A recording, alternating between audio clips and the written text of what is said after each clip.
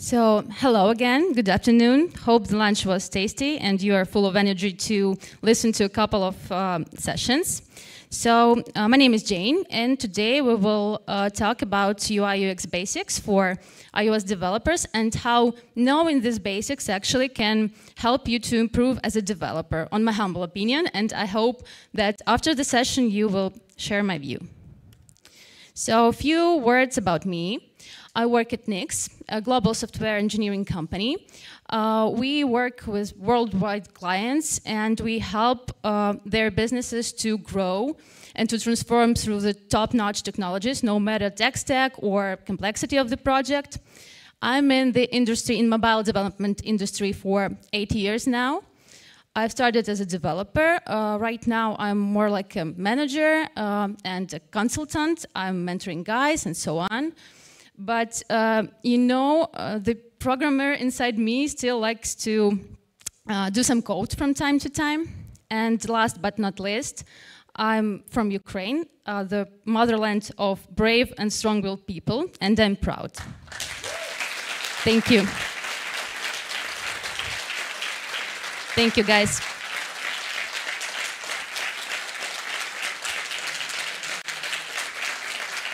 Thank you for the support. So let's try from the actually finding out why do we need to know this design basics.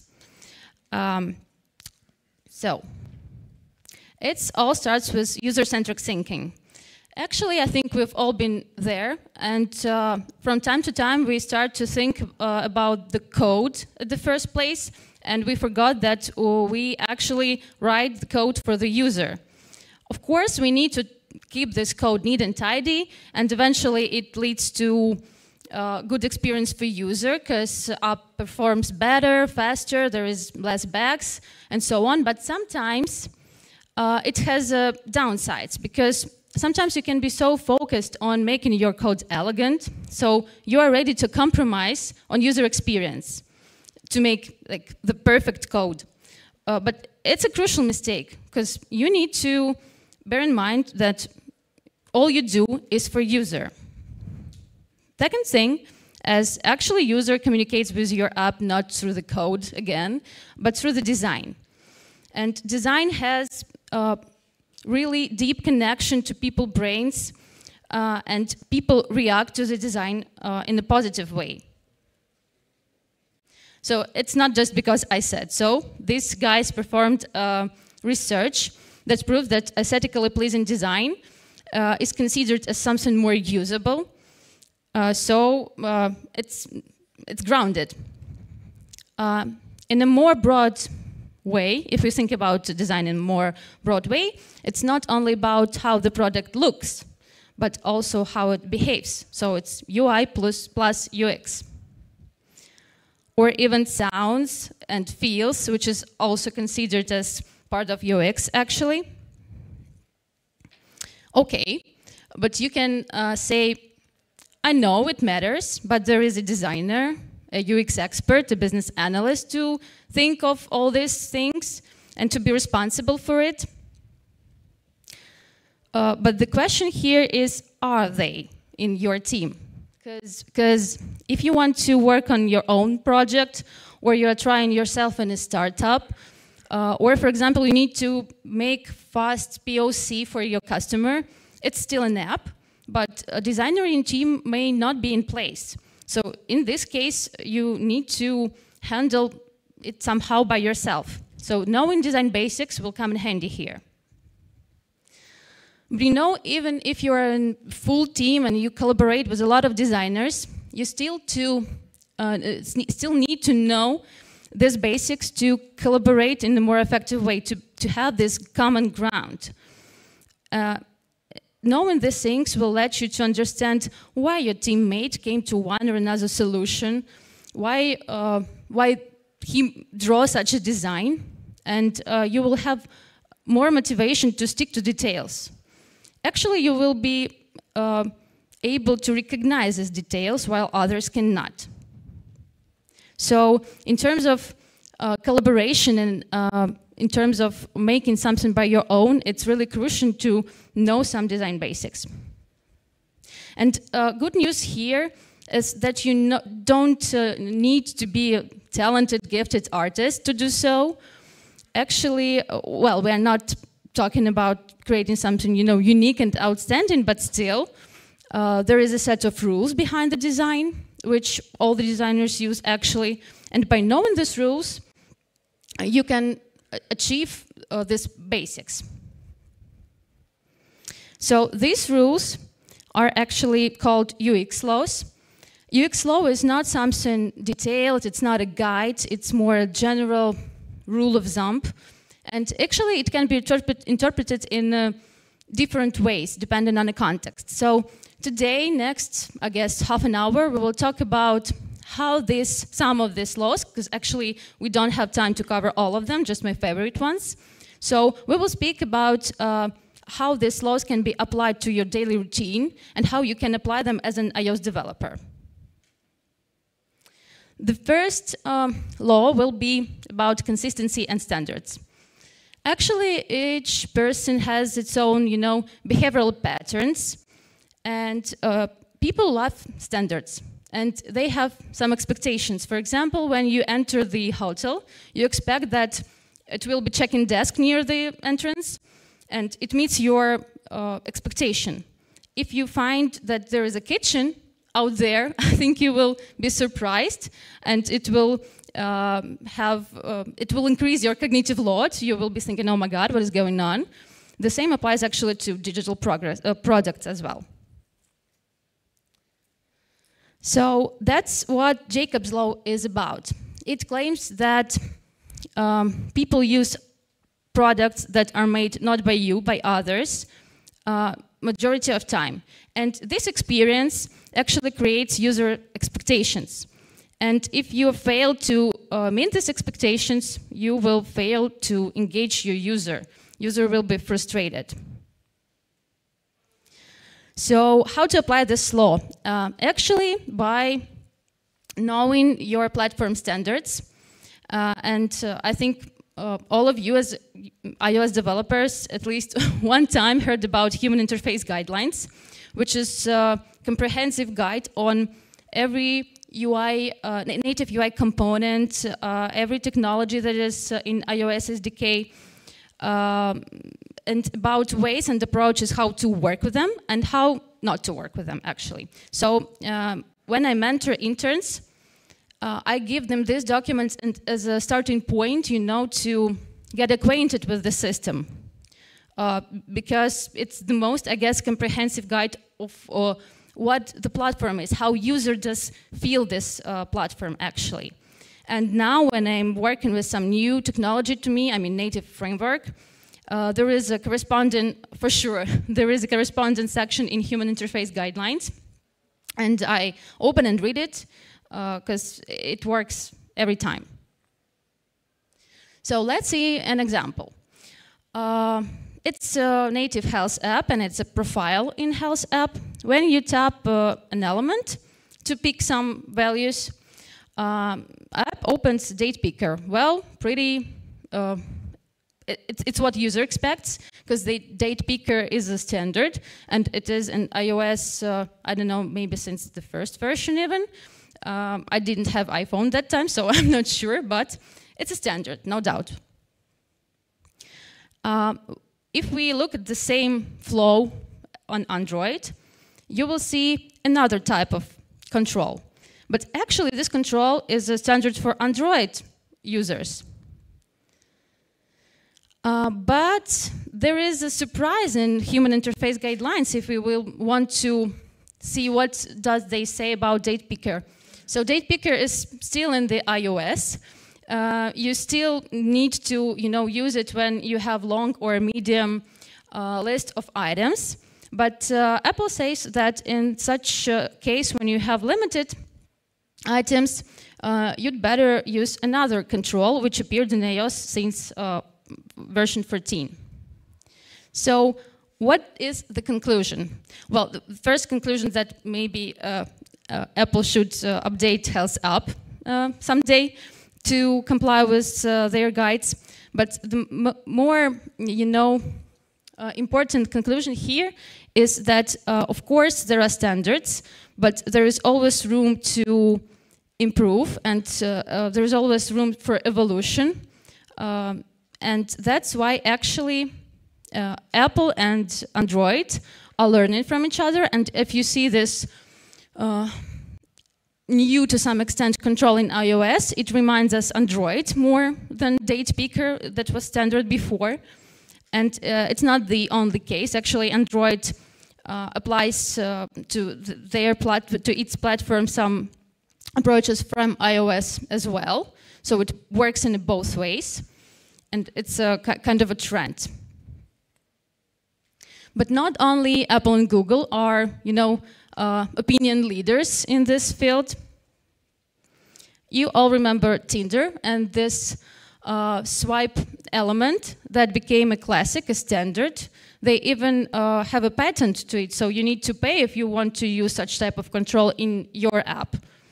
But the interesting thing here is that why actually it became so viral? Why people like it? Why it works? Because it is a metaphor. It's also one of the statements in human interface guidelines. So virtual objects and actions, they work better if they are familiar for a user from the real world.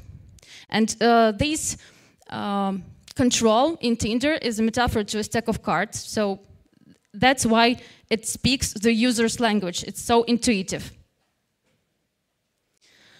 Well, we are speaking about standards and rules here, but I need to tell you one thing, that actually it's all good, but it's not a math, it's not a physics, and you need to know that it's okay to think, out of the box, to break rules sometimes if you want to create something unique and valuable for your user.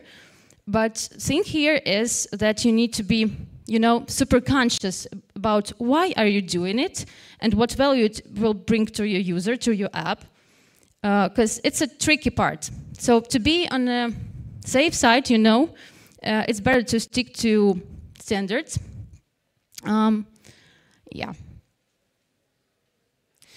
Next law we'll be talking about, and next actually section, is about layout. Why? Because when I asked my designer friend which common mistakes developers do a lot, she said that they are misusing layouts and specifically paddings and blank spaces, because this stuff is there for a reason. It's not about beauty, it's not because designer kind of sees so. There is a reason behind it, but a lot of developers, don't see the difference between 40 points padding or 20 points padding, just because maybe they don't know why it matters. So let's find out. It's explained by the law of proximity. Actually, our brain works in such a way that the more close elements are to each other, the more user tends to perceive them as connected ones. So this spacing stuff helps user to organize and to react quickly. I hope you all see this example. So on the left screenshot, there are problems with layout because, for example, you don't know for sure this description under the what's new. Does it relate to what? To what's new or more for previews? So you need time to figure out. While on the right screenshot, everything is so intuitive, so you don't put any effort to understand what is going on the screen. As well as this left offset of what's new. Actually, it violates the common line of alignment of elements. Alignments also serves to make more faster scanning of the screen by user. So by making such type of mistakes, just because you know it's more convenient for you in terms of the code, actually impacts user experience in a bad way. I want to mention two more laws, which is complementary to law of proximity. They say that if elements are organized in such a way that they are in the common region that is framed, for example, or they have some visual connection. They also tend to be perceived as a group.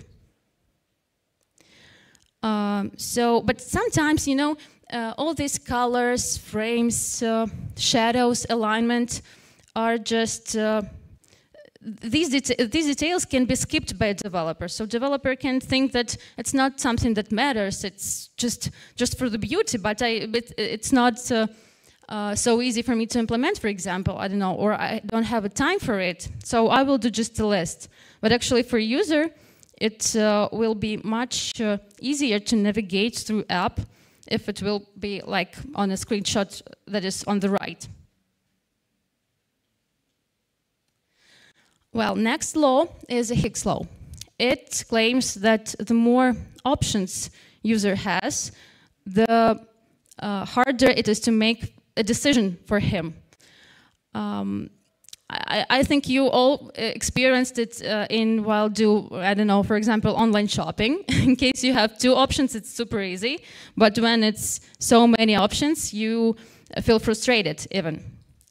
So I think that this law can be also applied not only on mobile design actually, but for me it has a connotation with single responsibility principle from Solid, because you know, breaking this complex stuff on chunks of code, each part of which will be dedicated to some specific goal, is actually something that we need in our do in our daily routine. So the same applies to design actually.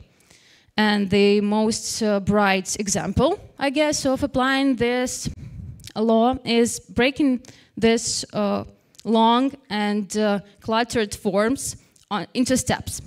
Because sure, you can make long form and make users scroll in it, but there is a chance that user will refuse doing it at some step.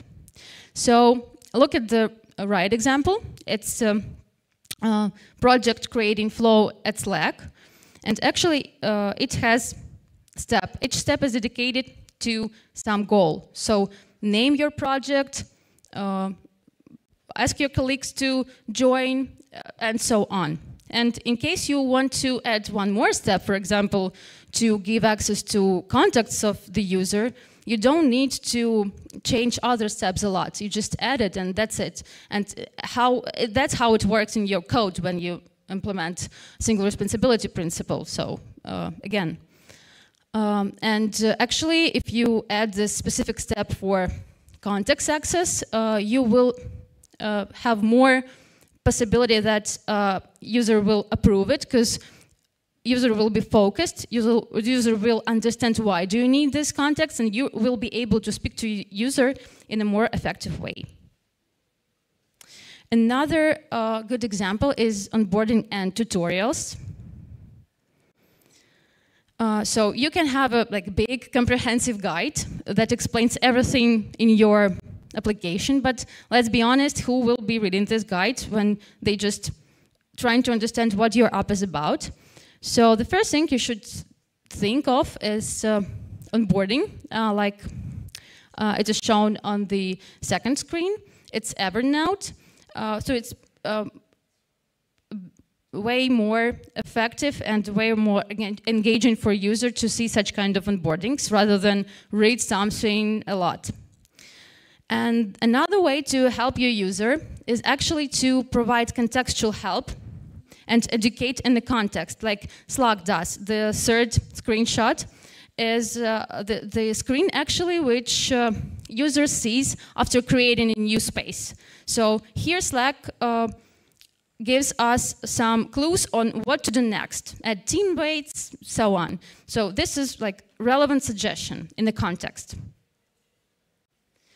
But I want to mention here that actually providing this contextual, well-designed, adaptive help for user is, you know, not something that can be done like this. It costs, and not every app needs such thing. So think of user-friendly design first of all, and not every app needs something more complicated and sophisticated. Next law, which is also tends to be violated by developers a lot, as my designer colleagues are saying, who perform design reviews, unfortunately, but I think we'll go through it.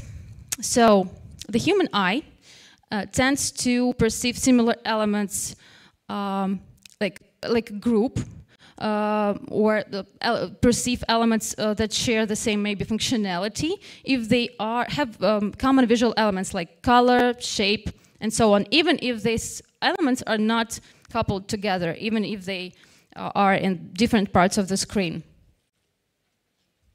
So if your interface has, on one screen, for example, you had a green button, which is interactive, it means next time user sees button that looks like this, he will also expect this button to be, or element, to be interactive. And if you fail to do so, your user will be frustrated. So, and actually, example on the left, it is made up because Airbnb doesn't do so, but actually in other apps, I see this frequently. I mean, when interactable and not active elements are sharing the same color, and this is what can be misunderstood by users.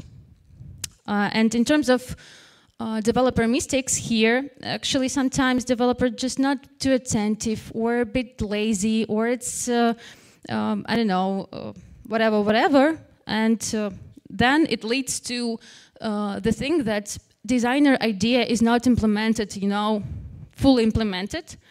And in best case scenario, it's just a bug. Okay, you can live with it. But in a worst case scenario, it will frustrate your user and have bad impact on his or her experience. So we were talking about interactive elements a lot today. And when we talk about it, we cannot, we need to mention tab zones. Actually, the rule you see on the screen is not something you can break, because it is really crucial. This is a requirement. So your controls need to be big enough to offer user normal experience, to offer user ability to tap on them. But while, I don't know, who knows this rule, guys? Can you please raise your hands? So a lot of people know, but actually even it can be considered as something obvious. I see that even designers forget sometimes about this rule. So the left screenshot is a Pinterest. And look, please, they have this, I'm not sure if it's visible, but okay, I'll explain. The terms of services and privacy policy links are too close to each other, so that it's bearable, it's tappable, but still it may be for some users hard to tap on the right link from the first time. And also, these links are situated too near the safe area, which is also actually a crucial mistake here. And if you see the right screenshot, there is a better way to organize the things, actually. Well, as the users, we use our mobile phones in really different conditions. I mean, on the go, or even running, holding it in one hand while holding some other things in another hand. At noon, when, I don't know, sunshine blinds you, and so on. I'm not even talking about some dangerous conditions in which you can also use your phone. So most likely you will hold it by one hand, and you will tap buttons by your thumb. So thumb is main character here. So on this scheme, you see some zones that are accessible by this one finger, and some zones that are, hard to access not using your second hand. And while this scheme is not universal, because actually each app may have its own peculiarities of usage, and something should be investigated actually, but this scheme explains a lot. For example, many applications, they place main action buttons near to the bottom of the screen so that user can easily tap them, while placing some elements that are not used so frequently, or maybe some destructive actions in the zones that are hardly accessible to, eliminate misstep case. But one thing to mention here is that just placing these destructive elements near to the upper corner doesn't mean that you've solved the problem and the full problem, because the good design, actually, it's the design that prevents user from making mistakes. So please don't forget, it's not, it can be not provided by your designer explicitly, but please keep it always in mind that you need to cover these destructive actions by explicit request to the user. So are you sure you want to delete something? It's really important. The next thing we will talk about is accessibility. So I've already mentioned that there are a lot of conditions in which applications are used. And accessibility is an approach, a way of thinking to help users to use your app, to interact with the interface, regardless of their capabilities. So it's not only about people with disabilities, it's actually about each of us. Because sometimes we also are in such a condition that we are limited somehow. So as I said, accessibility is, the way of thinking, more like a vector. It's not a detailed guide, as UX laws as well. And it can be classified in different ways. It's just a few options here. So accessibility can be classified by limitation duration, which user experiences. I mean, someone can have permanent limitation, but there are users who are just in a crowd, and in a noisy place. It's also a limitation, but temporary. Also, it can be classified by limitation type. I mean, vision limitation or hearing, and so on. And also, it can be differentiated by coverage. So you may think of and handle just main cases, and on the other hand, you can think of corner cases and rare cases by implementing accessibility in your app. So it's not a checklist, it's more a process. So I'm not sure that I have enough knowledge to speak a lot about accessibility, and actually it's a separate topic. We don't have a lot of time today to do it, but I want to cover some iOS SDK abilities that comes out of the box, and it's not hard to implement them in your app, but they will have really good impact on how accessible your app is. And the first thing is dynamic type. Actually, it's, let's say, technology and approach in which user selects how big text he wants to see in your app, and user can do it through system settings. So actually, you will not, while implementing this dynamic type in your app, you won't set specific font size to elements in your design, but you will apply styles to them, like header, caption, body, and so on. Some of these styles actually are already in iOS SDK. They use this San Francisco typeface. But you can create your own using your custom fonts and custom sizes and weight of lines. So actually, human interface guidelines have the separate, pretty long page that describes all the details about how to implement dynamic type in your app, and I suggest you to see all these things. But today we will cover like 3 of them, which I consider the most maybe important. The first thing is that you need to think of layout while your font is scaling. So in case you have, for example, 2 columns and font is becoming bigger and bigger, it means that this horizontal space that text elements have, it will be limited, actually. And at some point, you need to reconsider layout on the screen, like it happens here in Mail app. You can see that date of the email moved to the bottom, and there is now no 2 columns. It's just 1 column.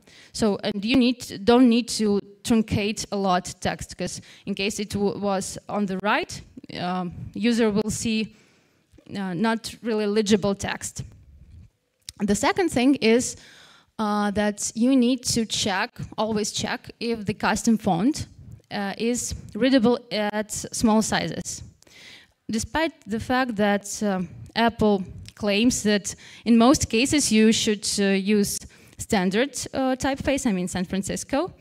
So despite this fact, designers like to use custom fonts to make some, I don't know, something outstanding. The thing here is to double check if this custom font is readable and legible in these small sizes, if you want to implement dynamic type. And the third thing is, which you also can see here, is that while you are scaling your text, important icons should be scaled too, because actually user needs to see them as well. And it could be easily achieved by using SF symbols. It's a native package that contains more than 3,000 icons, which are highly configurable. You can find actually, I think for any event on your app, you can find icons there, and then you can configure it in a way you want. I mean, scale, weight of lines, color of each part of this symbol.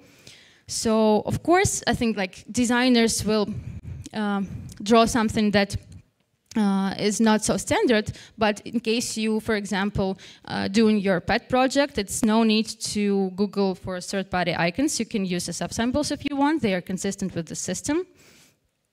And they are, the benefit here is also in terms of accessibility is that they grow with the text. So you can apply font texts to them as well.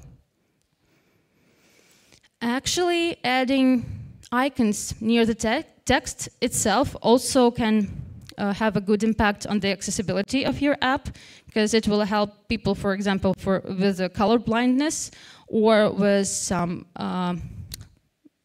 not permanent visual disabilities to understand better what is going on. One thing here about color is that you need to care about contrast when you implement color. And there is even a specific rate of contrast that you need to handle, bare minimum. Actually, I don't remember the exact number, but it can be easily found in human interface guidelines. And it is needed to make interface more comprehensible for user. And actually here, by the analogy with with text styles, you also shouldn't name your colors like red color or something like this anymore. Because actually, if you think of accessibility, you will definitely apply such modes and implement such modes as inverted colors and mode for increased contrast. So actually, behind one color, there are 4 colors, up to 4 colors in this case. So Apple suggests using semantic color names. So rather than calling your color like red, you should think of something about large button color. So of course, we all have our own approaches how to handle color palette in our apps, but this is simple and basic suggestion by Apple. And the last law we will talk about is Doherty's Threshold. It is about how feedback matters for users. So it is crucial. Users need to have a feedback because they need a confirmation of their actions, and they need to know the state of the system they are using actually. And crucial feedbacks in your app, and I'm sure that you implemented it for a lot of times, are loading and error messages. So firstly, we will talk about loadings.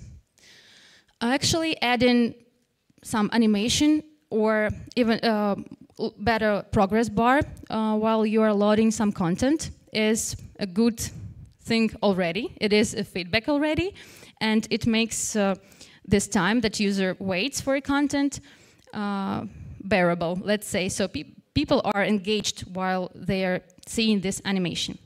But it's not enough to provide good experience. So let's talk about some more things here. The first thing is that users tend to make mistakes.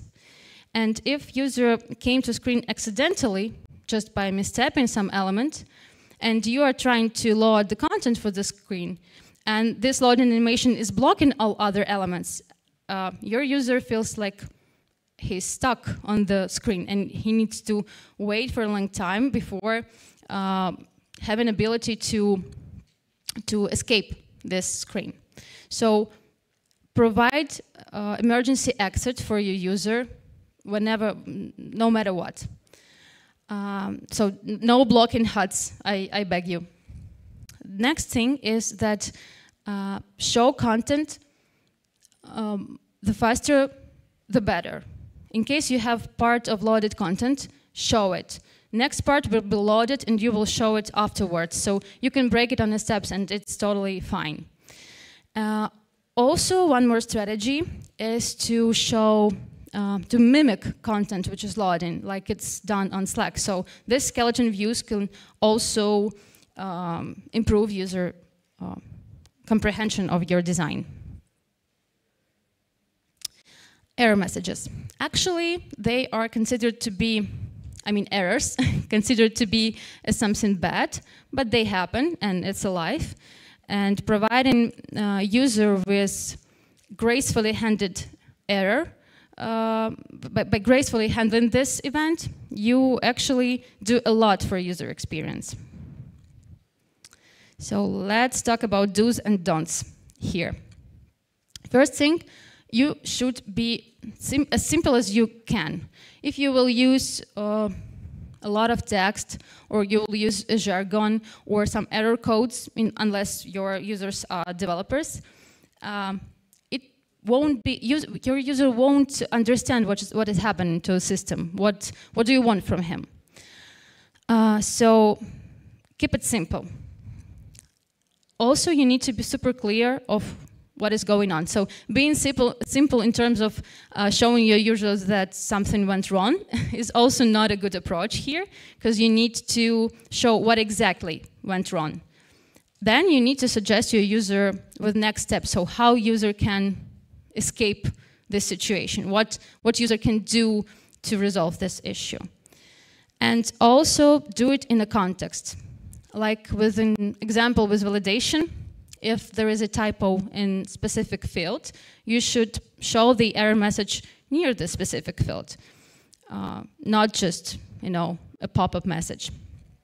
Next, and the last thing here is that please don't make your user to confirm that he's seen this error all the time, unless it's something, super crucial, because it irritates a lot. Well, I think it's time for making conclusions. I've tried to, to explain you at least some of UX laws today, and give you a clue how they can be applied to your daily routine, to apps you develop. Of course, we didn't have time to talk about all of them, but I hope it will be a good starting point. So I encourage you to proceed, actually. And one more thing here is that I think that these UX laws can be applied not only to design, to work, but actually to your life as well. So famous Pareto principle is also a UX law, and it is used everywhere, in culture, in business, anywhere. So design, actually, it's not only about, I don't know, how your app looks or something looks. It's also about way of thinking. It's how our world works. So please take a moment and scan the QR code. You will find useful links. Well, in my opinion, they're useful. So you can find there more materials to find out more things about UX laws and usability heuristics that we've talked about today. Also, there are some articles about user-centric thinking and some games for developers to develop design vision. So take a moment to scan it. If you didn't do it, I will go out of the screen in a moment. So guys, before we will move to Q&A section, I want to ask you for like up to 3 minutes of your attention, because I actually have a topic, this is tough part, sorry. I have a topic that is, you know, more than important to me and to my country, the country I was born in, and the country I live in, Ukraine. 24th of February, I woke up because my friend called me. She told me that it's happening, we are bombed. I was petrified, actually.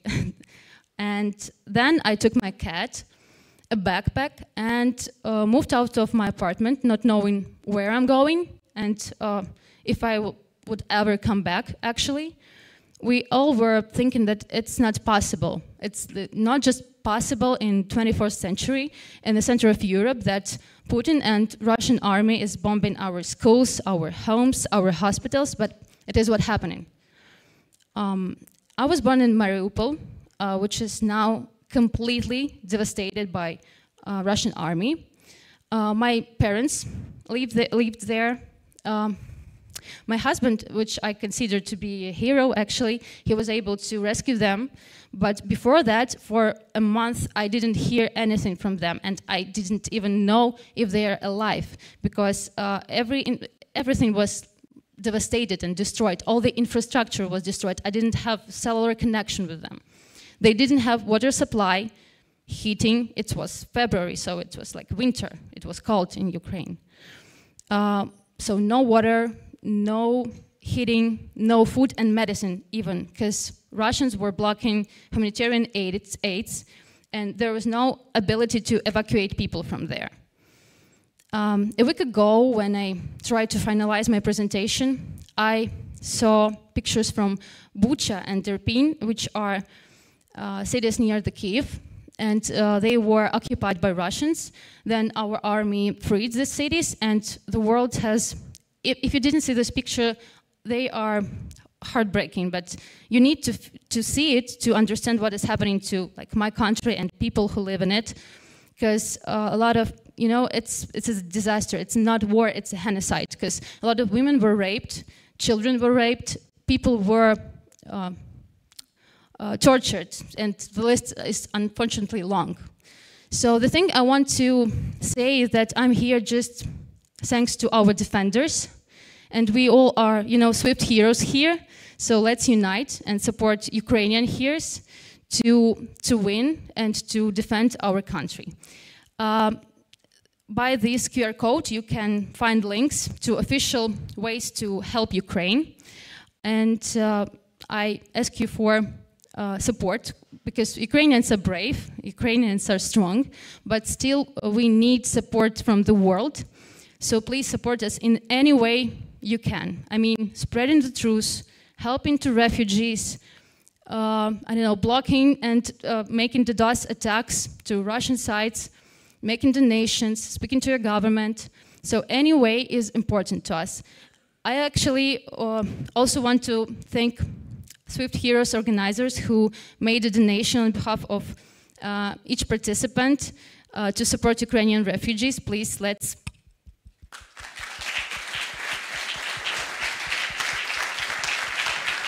So, thank you. This help is really important to us. So I ask you to stand with Ukraine, because together we will win. Slava Ukraini! Thank you. And I think the applause is not for us. The applause is not for Swift Heroes. Let's give an applause to Jane and show our solidarity. Thank you very much. Thank you.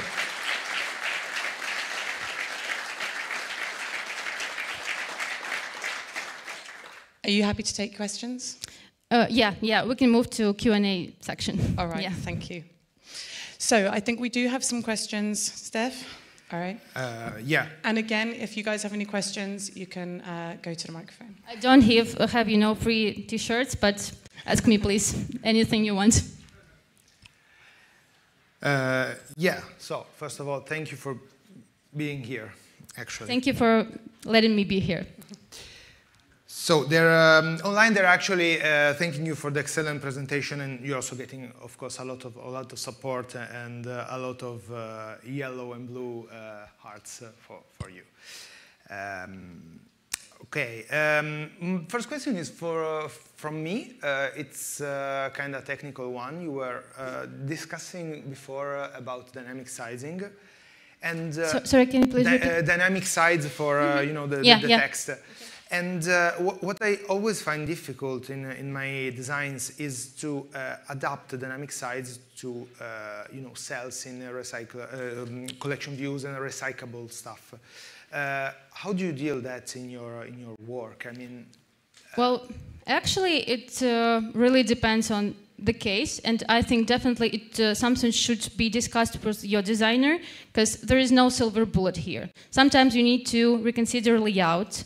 Sometimes you need to prioritize content, so maybe some labels are not so important to use, or you can just skip it, you can hide it, and focus on something that really matters, in terms of the content. So it really depends. Yeah, also, it's a stuff that happens, for instance, in cards like this.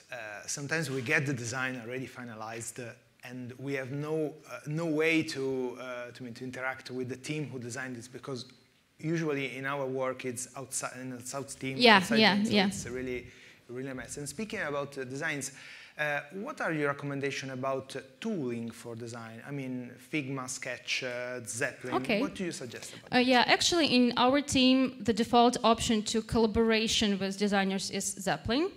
But sometimes we use InVision, for example, and it's also okay, because in both of these tools you can inspect colors of elements, size of elements, corner radius, and so on. Also the paddings with elements. So actually, whatever is okay for you, but Zeppelin is totally fine. We use it, and we don't find some crucial issues with it. In terms of actually drawing the design, I know that our designers use Sketch and Figma. Actually, this presentation was done in Figma by my designer friend, Edward. Thanks to you, Edward. So, yeah. Okay, and are you also planning some talks like that for designers from a developer point of view?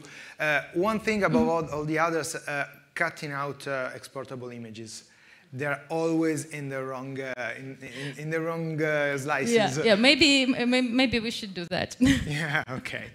Let me just double check the questions. I mean, they support for Figma actually from someone, and okay. I guess we're fine with questions. So again, thank you so much. Okay. Another big round of applause for Jane, I think. Thank you very much.